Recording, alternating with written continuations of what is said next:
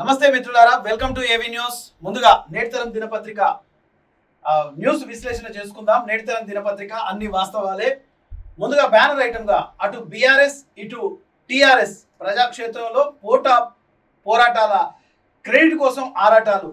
భూ పోరాటం మా హక్కు అంటున్న టీఆర్ఎస్ ప్రజాభూమి ప్రజలకే అంటూ నిన్న ఉప్పల్ బగాయత్లో ఉద్యమకారులకు ఏదైతే ఇళ్ల జాగా ఇయ్యాలని కవితమ్మ ఇక్కడ పోరాటం చేస్తుంటే పోలీసులు విచక్షణ రహితంగా కవితని ఇక్కడ అరెస్ట్ చేసిన సందర్భాలు చూస్తున్నాం ఇక్కడ. అలాగే బీఆర్ఎస్ ఇక మంత్రులతో చర్చలకు రాలి ప్రజా సమస్యల పరిష్కారం చర్చలు కాదు మాకు హామీలు కావాలి అని చెప్తూ ఇక్కడ నాటకాల నిజమైన పోరాటాల అంటూ మనం ఇక్కడ ఒక వార్తను చూస్తున్నాం. మంత్రుల ఓపిక, తెలంగాణ అమరవీరుల స్తూపం వద్ద మంత్రులు నేరుగా వచ్చి మాట్లాడండి అంటున్నారు. ఇక జనం ఎవరిని నమ్ముతున్నారు? రాజకీయ నాటకాలతో ప్రజా సమస్యలు పరిష్కారం అవుతాయా? క్రెడిట్ కోసం పోరాటాలా లేక ప్రజల కోసం పోరాటాలా? జనమే నిర్ణయం చేసుకోవాలన్నట్టు విధంగా మనం చూస్తున్నాం. ఇక ఎన్నికల వాతావరణం కోసం పోటీ, ప్రజల కోసం పోరాటం ఎప్పుడు అంటూ చీఫ్ ఎడిటర్ బొమ్మ అమరేందర్ గారు సంధించిన అక్షరాస్త్రాన్ని ఒకసారి ఆలోచింపజేస్తోంది. నిజంగానే పోరాటాలు చేస్తున్నారా? జనాన్ని నమ్మించే నాటకాలు ఆడుతున్నారా అంటూ ప్రశ్నిస్తున్నారు. ఇక జనం ఎవరిని నమ్ముతున్నారు? బీఆర్ఎస్ నాయకులనా? ఇంతకాలం ఏం చేశారు బీఆర్ఎస్ నాయకులు అంటూ డైరెక్ట్ గానే ఇక్కడ మొదటి పేజీలో మనం చూస్తున్నాం. ఎన్నికలకు తెలంగాణలో ఇంకా చాలా సమయం ఉంది, కానీ ప్రతిపక్షాలతో నిజమైన బీఆర్ఎస్ పోరాటంలోకి దిగాలని నిర్ణయించుకుంది. అదేవిధంగా టీఆర్ఎస్ కవితను కూడా ఉద్యమాలను నమ్ముకోవాలని సూచిస్తోంది. ఇక బీఆర్ఎస్ ప్రభుత్వంతో డి అంటే డి అనే ధోరణి అవలంబించాలని చూస్తుంటే కవిత ప్రజా ఉద్యమాలను నమ్ముకోవాలని అనుకున్నట్లున్నారు. మొత్తం మీద ఎన్నికల వాతావరణాన్ని తీసుకురావాలని రెండు పార్టీలు చూస్తున్నాయి. మొన్ననే పురుడు పోసుకున్న టీఆర్ఎస్ పార్టీ తన ఉనికి కోసం ఆరాటపడుతోంది. నిర్ణాయక శక్తిగా మారాలని ప్రయత్నిస్తోంది. మనుగడ కోసం పోరాటం చేయాలని ప్రయత్నం మొదలుపెట్టింది. కానీ కవిత ప్రభుత్వం మీద పోరాటం చేస్తున్నట్లు కనిపించడం లేదు. అంటే కవిత చేసే పోరాటం వ్యక్తిగతంగా బీఆర్ఎస్ మీద టార్గెట్ చేస్తున్నట్టుంది, కానీ తను ఉద్యమ నాయకురాలిగా వచ్చిన ఆ కుటుంబం నుంచి వచ్చినా ఇక్కడ పోరాటం చేస్తున్నట్టుగా లేదు అని చెప్పి మనకి ఇక్కడ అర్థమవుతుంది. ఇక భూ పోరాటం టాపిక్ డైవర్ట్ పాలిటిక్స్ చేస్తున్నట్టే కనిపిస్తోంది. ఇది రాజకీయ విశ్లేషకులు అంటున్నమాట. కానీ ఉద్యమం ఎంచుకున్న తీరులో మాత్రం బీఆర్ఎస్ పాలిటిక్స్ కనిపిస్తున్నాయా అంటే ప్రశ్నార్థకమే అనే సందేహం కనిపించేలా వ్యవహరించారన్న మాటలు కూడా వినిపిస్తున్నాయి. ఇక తెలంగాణ భవన్లో జరిగిన తోపులాటలో కవిత చేసిన భూ పోరాటంలో జరిగిన పెనుగులాట రెండు ఒకే రకంగా కనిపిస్తున్నాయి. తెలంగాణ భవన్లో హరీష్ రావును పోలీసులు కేవలం చుట్టుముట్టారు, కానీ తోపులాటకు అవకాశం లేదు. కానీ ఒక్కసారిగా ఏదో తోపులాట జరిగినట్లు హరీష్ రావు తూలి కింద పడిపోయారు. ఇంకోవైపు ఒరిగినట్లు వీడియోలో స్పష్టంగా కనిపించింది. ఆయన ఎవరు తోసేయలేదు, ఆయనగానే ఒరిగిపోయారు, కింద పడ్డారు. కాసేపు నాటకం రక్తి కట్టించారు, ప్రభుత్వాన్ని అబాస్పాలు చేయాలని చూశారు, కానీ కుదరలేదు. అంటే ఇక్కడ తెలంగాణ భవన్లో హరీష్ రావు ఒక నాటకీయ పరిణామాల మధ్య ఏదో తనకు జరిగినట్లుగా తనే ఎవరో నెట్టినట్లుగా కూలిపోయినట్టుగా ఒక నాటకీయ పరిణామాన్ని చూసినట్టుగా ఇక్కడ యాక్ట్ చేసిరు అనేది మనకు అర్థమవుతుంది. ఇక నిజంగానే హరీష్ రావు మంత్రులతో చర్చకు వెళ్ళాలనుకుంటే నేరుగా తన ఇంటి వద్ద నుంచే మంత్రులకు సూచించిన ప్రదేశానికి రావచ్చు కదా. ఎందుకు బీఆర్ఎస్ పార్టీ ఆఫీసు నుంచి ఒక జన సమీకరణ చేసుకొని మీడియాను హంగామా చేసి ఇదంతా ఎందుకు చేయాలి? ఒకవేళ ప్రభుత్వం మీద ఆయన డైరెక్ట్ గా చర్చ చేయాలనుకుంటే హరీష్ రావు ఇంటి దగ్గర నుంచే చేయొచ్చు అనేది మనం ఇక్కడ చూస్తున్నాం. తెలంగాణ అమరవీరుల స్తూపం వద్దకు రావాలి, కానీ ఆయన నేరుగా తెలంగాణ భవన్కు వెళ్ళారు. హరీష్ రావు ఇంటి నుంచి బయలుదేరే సమయంలో ఆయన ఏ పోలీసులు అడ్డుకోలేదు. పోలీసులు హరీష్ రావును ఇంటి వద్ద నుండి అడ్డుకోలేదు, కానీ ఆయన నేరుగా తెలంగాణ భవన్కు వెళ్ళి ర్యాలీగా వెళ్ళాలనుకున్నారు. అప్పటికే కొన్ని వందల కార్లు, వందల మంది కార్యకర్తలు కూడా, నాయకులు కూడా చేరుకున్నారు. దాన్ని పోలీసులు అడ్డుకుంటారని తెలుసు, కానీ మీడియాలో హంగామా కోసమే హరీష్ రావు ప్రయత్నం చేశారు.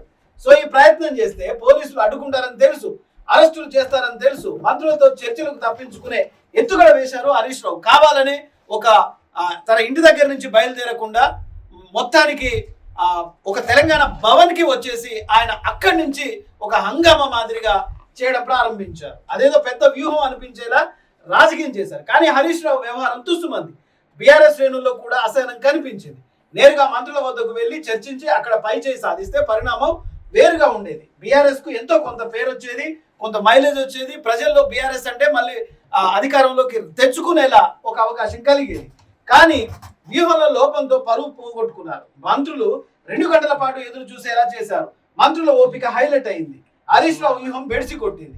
అదేవిధంగా టీఆర్ఎస్ అధినేత్రి కల్వకుంట్ల కవిత భూ పోరాటం కూడా అదే దారిలో రైట్. హరీష్ రావు తన ఇంటి వద్ద నుంచి బయలుదేరి డైరెక్ట్ గా మంత్రులతో మీటింగ్ ఏర్పాటు చేస్తే గనక ఖచ్చితంగా హరీష్ రావు కానీ వాళ్ళ పార్టీకి బీఆర్ఎస్ పార్టీకి కానీ ప్రజల నుంచి కొంత మద్దతు వచ్చేది. ప్రతిపక్ష హోదా ఉన్నప్పటికీ ప్రభుత్వం మీద కొంత అసహనం ఏర్పడింది. కానీ ఇక్కడ హరీష్ రావు ఏం చేసిండు, ఒక ఎత్తుగడ వేసిండు కానీ ఆ ఎత్తుగడ వ్యూహం అనిపించేలా రాజకీయం చేశారు. కానీ హరీష్ రావు వ్యవహారం తుస్సుమంది. బీఆర్ఎస్ శ్రేణుల్లో కూడా అసహనం కనిపించింది. నేరుగా మంత్రుల వద్దకు వెళ్ళి చర్చించి అక్కడ పైచేయి సాధిస్తే పరిణామం వేరుగా ఉండేది. బీఆర్ఎస్కు ఎంతో కొంత పేరు వచ్చేది. కానీ వ్యూహంలో కొంత లోపం పోయి పరువు తీసుకున్నారు. మంత్రులు 2 గంటల పాటు ఎదురు చూసేలా చేశారు. మంత్రుల ఓపిక హైలైట్ అయ్యింది. హరీష్ రావుకు వ్యూహం బెడిసి కొట్టింది. అదేవిధంగా టీఆర్ఎస్ అధినేత్రి కల్వకుంట్ల కవిత భూ పోరాటం కూడా అదే దారిలో సాగింది. ఆమెను పోలీసులు పెనుగులాటలో కింద పడిపోయి నాటకమే ఎంచుకున్నారు. కానీ పక్కన రాళ్ళలో ఉన్న సంగతి గమనించుకోనట్లున్నారు. ఒక్కసారిగా పోలీసుల నుంచి తప్పించుకోవాలనుకున్నారు. ఆ పెనుగునాటలో తోసేస్తే పడిపోయినట్లు నటించాలనుకున్నారు. కానీ కుదరలేదు. ఆమెను తనను తానే కూలి పడిపోయినట్లుగా ఇక్కడ వీడియోలో స్పష్టంగా కనిపిస్తోంది. పైగా ఆమె మహిళా పోలీసుల మీద పడ్డారు. అయితే రాళ్ల మీద పడిన కవితకు కొంత గాయం అంటున్నట్లు అనిపించింది. కానీ అంతకన్నా మహిళా పోలీసులు కనిపించని గాయాలైనట్లు కూడా తెలుస్తుంది. అంటే మహిళా పోలీసులకు కూడా గాయాలైనట్టుగా తెలుస్తుంది. కానీ అక్కడ హరీష్ రావు, ఇక్కడ కవిత కావాలనే కొంత నాటకీయ పరిణామాల ఉద్యమాన్ని ఉద్ధృతం చేస్తున్నాం, మేము ప్రజల కోసం పోరాడుతున్నాం, మేము ఉద్యమకారుల కోసం పోరాడుతున్నాం అన్న చందంగా ఒక నాటకీయంగా ఆసక్తికరంగా రేగించారు. కానీ అది పూర్తిగా నాటకం అని మాత్రం తేలిపోయింది. అందుకే మహిళా పోలీసులకు కూడా కనిపించని గాయాలు అయినట్లు కూడా తెలుస్తోంది. ఎందుకంటే కవితను వ్యాన్ ఎక్కించే సమయంలో ఆమె నిస్తేజం కనిపించింది. కొన్నిసార్లు అతి కూడా ఇలాంటి పరిణామాలు తీసుకొస్తుంది. అందుకే మరుసటి రోజు ఆమె కనిపించలేదు. ఒక్కరోజు ఉద్యమానికే అలసిపోతే వచ్చే 2.5 ఏళ్ళు ఎలా ఉద్యమాలు చేస్తారనే సందేహం కూడా కలుగుతుంది. ఎందుకంటే బీఆర్ఎస్ అధికారంలో ఉన్న సమయంలో సీఎం రేవంత్ రెడ్డి చేసిన పోరాటం అంతా ఇంత కాదు. అలాంటి పోరాటాలు సాగిస్తే జనంలో బీఆర్ఎస్ టీఆర్ఎస్లకు ఆదరణ లభిస్తుంది. అయినా బీఆర్ఎస్ టీఆర్ఎస్లు ప్రభుత్వం మీద పోరాటం చేసినట్లు కాకుండా ప్రత్యామ్నాయం మేమే అని క్రెడిట్ కోసం ప్రయత్నాలు చేస్తున్నట్లు నిజంగా కనిపిస్తుంది. ఎందుకంటే హరీష్ రావు తోపులాట వల్ల కింద పడ్డారా, కావాలనే తూలిపడ్డారా?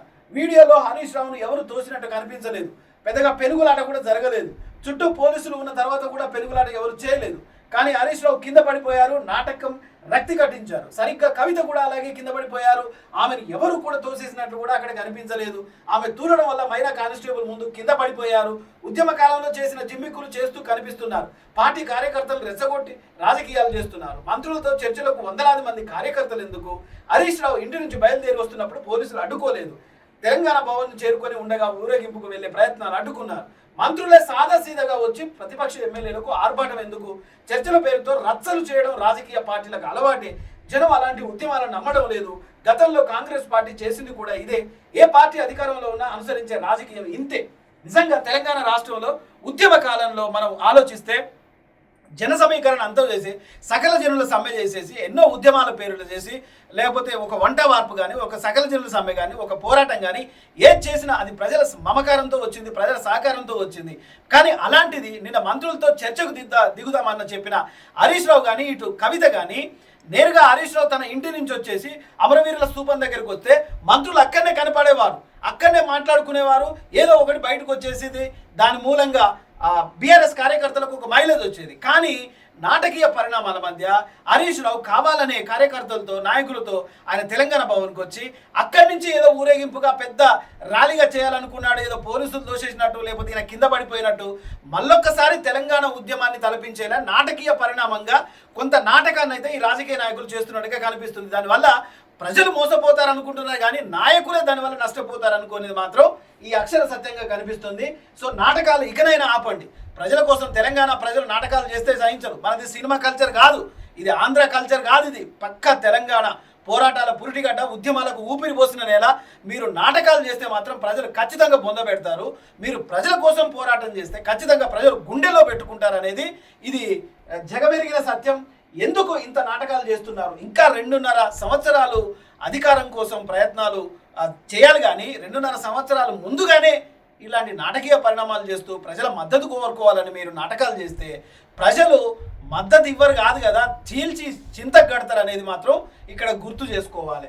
ఇది మొదటి పేజీలో ఎన్నికల వాతావరణం కోసం ప్రజల కోసం పోరాటం ఎప్పుడు చేస్తారు అంటూ నేటితరం దినపత్రిక చీఫ్ ఎడిటర్ బొమ్మ అమరేందర్ సంధిస్తున్న అంశం. ప్రధానంగా మొదటి పేజీలో మనం చూస్తున్నాం గతంలో కాంగ్రెస్ పార్టీ కూడా పోరాటాలు చేసింది, బీఆర్ఎస్ కూడా పోరాటాలు చేసింది. కానీ ఆ పోరాటాలకు నిన్న జరిగిన పోరాటాలకు చాలా వ్యత్యాసం ఉంది. ఇది నాటకాలు అని చెప్పేసి మనకి ఇక్కడ అర్థమవుతుంది. హరీష్ రావు ఏదో చేయాలనుకున్నాడు కానీ అది పూర్తిగా నాటకీయం అని చెప్పింది. ఇక్కడ ఉప్పల్ బగాయత్లో కూడా ఉద్యమకారులకు ఇండ్ల స్థలాల కోసం కవితమ్మ అక్కడ కూడా పోరాటం చేసింది. ఆమెను ఎవరు నెట్టేయక ముందే బండ మీద పడిపోవడం, ఆమెకు కాపలగలిగిన మహిళ పోలీసులకే దెబ్బలు తాకినా అక్కడ ఎవరు ప్రశ్నించలేదు. మొత్తానికైతే ప్రజలను మభ్యపెట్టాలనే విషయంలో వీళ్ళిద్దరూ లీడర్లు పూర్తిగా సఫలీకృతమయ్యారు అనుకుంటున్నారు. కానీ ప్రజలకు అర్థమైపోయింది ఇదంతా నాటకం అని చెప్పేసి నేటితరం దినపత్రికలో బొమ్మ అమరేందర్ గారు సంధించిన అక్షరాస్త్రం మనకి అర్థమవుతుంది. ఇంకా నాటకాల నిజమైన పోరాటాలు ఇకనైనా చేయండి అంటూ ప్రశ్నిస్తుంది ఏవీ న్యూస్. చూస్తూనే ఉండండి ఏవీ న్యూస్. Thank you.